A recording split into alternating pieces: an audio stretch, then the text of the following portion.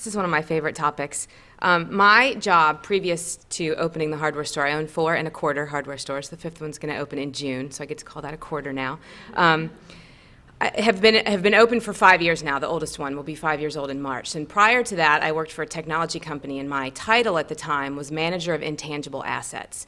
And basically what that meant at the time, you know, and this was in the whole tech boom, and this is how I describe it. I had a $200,000 beer budget, and I was supposed to spoil the employees. Okay, so that's what I did, and obviously that business is not in business anymore. But I have moved on to a job that tends to have non-traditional employees and a very hard work environment, which is retail. We expect a lot of retail employees. We expect a lot of customer service throughout the city and everywhere for folks who sometimes end up being the lowest paid on the totem pole. And so what I have tried to do is take what I learned as the manager of intangible assets for tech employees who were making $50,000 and $60,000 and $100,000 a year, and transfer that to what can I do for my own employees who are making $8, $10, and $12 an hour. So about 4 years ago, something sort of interesting happened. One was that I had a manager come up to me and say that I was no longer allowed to hire for my company. Okay, took him a lot of guts to say that to me. I said, why? And he said, you hire everybody, you're too nice, you have no talent for this, we're going to take it off your plate. And I respected that, and so I did. I've only hired one person since then. And the other thing was that we were expanding, so even if I could continue to hire or wanted to, I don't think it would have been fair to hire for 2 managers in 2 locations, and you see where we're going with that because now we're at 5, and I would have been all over the place. So we stopped and we took sort of a twofold approach, and that started with looking at where we were getting our best employees, which is where I think the non-traditional comes into play. We have found great success in hiring people through various agencies that have not come through the traditional workforce. So one, for example, is a local drug rehabilitation program. The second that my managers really, really love, particularly the one who told me I wasn't allowed to hire anymore, is a program called Jubilee Jobs, which I believe is national, but we work with their district office, and it tends to be, we tend to get employees who are going through either some sort of recovery process, have had some sort of serious life hardship, which has taken them out of the workforce, and now they're back. A variety of issues, and it has been such a huge benefit to our business. The third one is Snag-a-Job, which is a retail entry-level,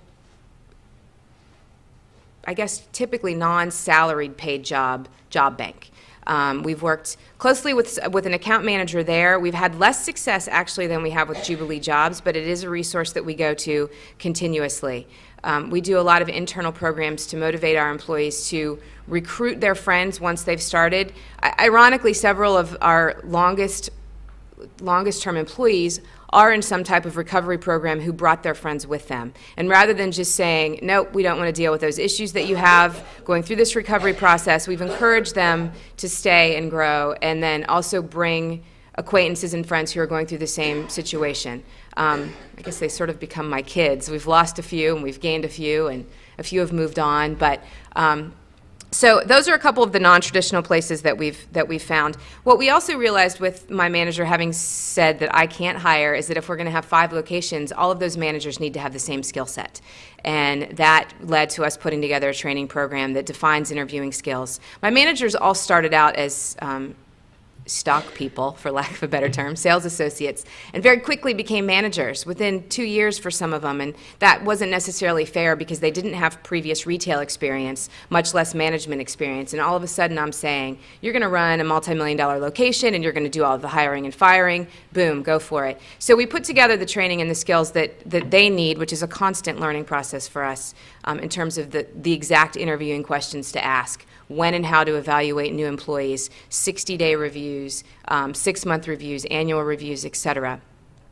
We like to think of things as tit for tat, though, and this is what I explain to all of my new hires. Because retail is not a very high-paying job, you have a couple options when you work with us. One, you're going to stay and you're going to become amazing and you're going to move on and you're going to manage one of my new stores. The second is you're going to learn everything you can from us and you're going to move on and be a better employee for somebody else. So I hate to see the folks that I really love go, but I also don't want them to continue to work for $10 or $12 an hour if I know someone's going to hire them for much more than that. So with the employee aspect, and just to tie it full circle to the intangible assets, how do I spoil them and motivate them while they're working for me, but at the same time train them to be a better employee for somebody else?